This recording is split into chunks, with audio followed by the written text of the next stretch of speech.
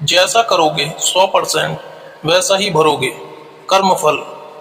आपके घर कोई बेटा बनकर आता है तो कोई बेटी बनकर आती है, तो कोई दामाद बनकर आता है और कोई बहू बनकर आती है। आखिर यह कौन आते हैं? जिसका तुम्हारे साथ कर्मों का लेना देना होता है वही लोग आते हैं। लेना देना नहीं होगा तो नहीं आएंगे। एक फौजी था, उसके माँ नहीं, बाप नहीं, शादी नहीं, बच्चे नहीं, भाई नहीं, बहन नहीं, अकेला ही कमा कमा के फौज में जमा करता जा रहा था। क्योंकि वह अकेला था, परिवार में तो कोई था नहीं, इसलिए फौजी के खर्चा भी नहीं होता था। इसलिए फौजी को जो भी पगार मिलती वह फौज में जमा करवा देता था। तो थोड़े दिनों में एक सेठ जी जो फौज में माल सप्लाई करते थे, उनसे फौजी का परिचय हो गया और दोनों में अच्छी दोस्ती हो गई। सेठ जी ने फौजी से कहा, जो तुम्हारे पास पैसा है वो उतने के उतने ही फौज में पड़े हुए हैं। तुम वो पैसा मुझे दे दो, मैं कारोबार में लगा दूंगा, तो पैसे से पैसा बढ़ जाएगा और मेरा कारोबार भी बढ़ जाएगा। इसलिए तुम वो पैसा मुझे दे दो। फौजी ने सेठ जी को पैसा दे दिया। सेठ जी ने वो पैसा कारोबार में लगा दिया। अब उनका कारोबार चमक गया, खूब कमाई होने लगी और कारोबार बढ़ गया। थोड़े ही दिनों में फौज में लड़ाई शुरू हो गई। लड़ाई में फौजी घोड़ी पर चढ़कर लड़ने गया। घोड़ी इतनी खराब थी कि फौजी जितनी जोर जोर से लगाम खींचे उतनी ही तेज रफ्तार से भागे। खींचते खींचते उसके गलफर तक फट गए, लेकिन वो दौड़कर दुश्मनों के गोल में जाकर खड़ी हो गई। दुश्मनों ने फौजी पर वार किया और फौजी वहीं पर मर गया और घोड़ी भी मर गई। अब सेठ जी को मालूम हुआ कि फौजी तो मर गया, तो सेठ जी बहुत खुश हुए, क्योंकि फौजी का कोई वारिस तो है नहीं। अब ये पैसा देना किसको? अब मेरे पास पैसा भी हो गया, कारोबार भी चमक गया, लेने वाला भी नहीं रहा, तो सेठ जी बहुत खुश हुए। अब समय गुजरा और कुछ ही दिनों के बाद सेठ जी के घर लड़का पैदा हो गया। अब सेठ जी और ज्यादा खुश कि भगवान की मुझ पर बड़ी दया है। खूब पैसा भी हो गया, कारोबार भी हो गया, लड़का भी हो गया और लेने वाला भी मर गया। सेठ जी बहुत खुश। वो लड़का बचपन से ही होशियार था, पढ़ाई लिखाई में समझदार था, बिल्कुल सेठ जी की तरह होशियार था। सेठ जी ने उसे खूब अच्छी तरह से पढ़ाया लिखाया। जब लड़का पढ़ लिख कर बड़ा हो गया तो सेठ जी ने सोचा कि अब ये कारोबार संभाल लेगा, चलो अब इसकी शादी करा देता हूँ। सेठ जी ने लड़के की शादी बड़े ही धूमधाम से करवाई। किसी भी चीज की कमी नहीं थी। शादी करते ही घर में बहुरानी आई। अब सेठ जी ने सोचा कि चलो लड़के की शादी भी हो गई, अब तो यह पूरा कारोबार संभालेगा। लेकिन कुछ ही दिन आराम से बीते कि अचानक लड़के की तबीयत खराब हो गई। अब सेठ जी कभी डॉक्टर के पास, कभी हकीम के पास, तो कभी वैद्य के पास दौड़ रहे। डॉक्टर जो दवा दे रहे वो दवा असर नहीं कर रही। लड़के की बीमारी धीरे धीरे बढ़ती ही जा रही थी। सेठ जी का पैसा बर्बाद हो रहा था और बीमारी बढ़ती ही जा रही थी। रोग नहीं कट रहा था, पैसा खूब लग रहा है। अब अंत में डॉक्टरों ने सेठ जी से कह दिया कि तुम्हारे लड़के को लाइलाज मर्ज हो गया, इसको अब असाध्य रोग हो गया, ये लड़का 2-3 दिन में मर जाएगा। डॉक्टरों के जवाब देने पर सेठ जी निराश होकर अपने लड़के को लेकर रोते हुए अपने घर की तरफ जा रहे थे। रास्ते में एक आदमी मिला और उसने कहा, अरे सेठ जी, क्या हुआ? बहुत दुखी लग रहे हो। सेठ जी ने कहा, यह मेरा जवान इकलौता लड़का है। मैंने सोचा कि बुढ़ापे में ये मेरी मदद करेगा। अब इसकी शादी हुए थोड़े ही दिन बीते हैं कि यह बीमार हो गया।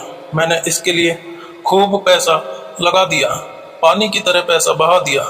जिसने जितना मांगा मैंने उसे उतना ही दिया, लेकिन आज डॉक्टरों ने जवाब दे दिया, अब ये बचेगा नहीं, असाध्य रोग हो गया, लाइलाज मर्ज है। अब इसे घर ले जाओ, ये 2-3 दिन में मर जाएगा। उस आदमी ने कहा, अरे सेठ जी, तुम क्यों दिल छोटा कर रहे हो? मेरे पड़ोस में एक वैद्य जी दवा देते हैं, 2 आने की पुड़िया खाकर मुर्दा भी उठकर खड़ा हो जाता है। जल्दी से तुम वैद्य जी से दवा ले आओ। सेठ जी दौड़कर गए और 2 आने की दवा की पुड़िया ले आए। पुड़िया लाके लड़के को खिलाई और जो ही लड़के ने पुड़िया खाई और कुछ ही क्षण में वो लड़का मर गया।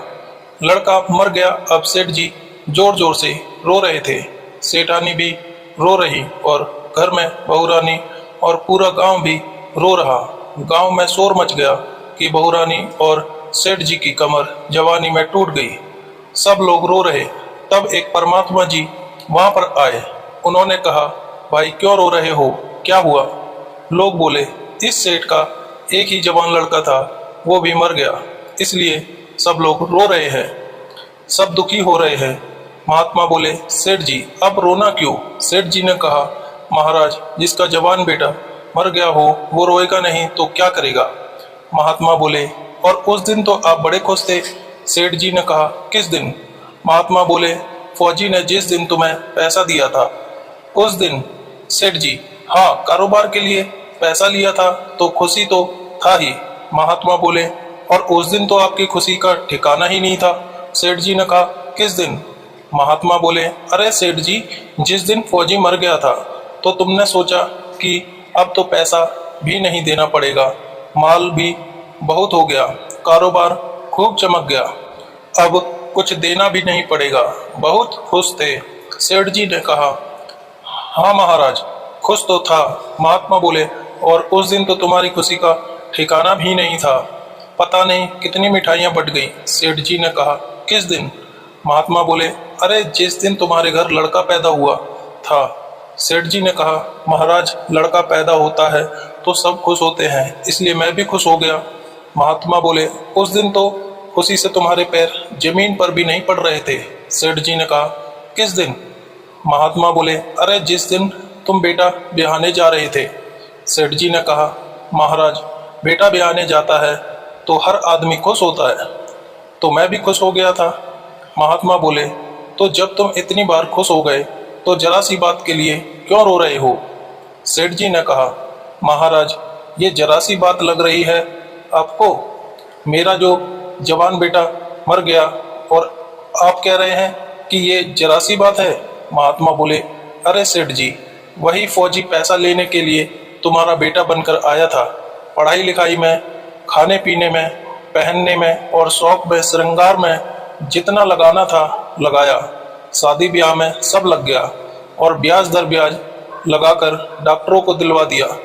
अब जब 2 आने पैसे बच गए थे तो वो भी वैद्य जी को दिलवा दिए और पुड़िया खाकर चल दिया।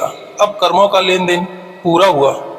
सेठ जी ने कहा, हमारे साथ तो कर्मों का लेन देन था, चलो हमारे साथ तो जो हुआ सो हुआ, लेकिन जो जवान बहू रानी घर में रो रही है, जवानी में उसको धोखा देकर विधवा बनाकर चला गया, उसका क्या जुर्म था कि उसके साथ ऐसा गुनाह किया? महात्मा बोले, यह वही घोड़ी है जिसने जवानी में फौजी को धोखा दिया था, इसलिए इसने भी जवानी में उसको धोखा दे दिया। यही कर्म फल है। सभी अपने अपने कर्मों को लेन देन पूरा करने के लिए आते हैं और पूरा होते ही वापस चले जाते हैं। वीडियो अगर पसंद आया हो तो वीडियो को लाइक और चैनल को सब्सक्राइब करें और अपने दोस्तों के साथ शेयर करें।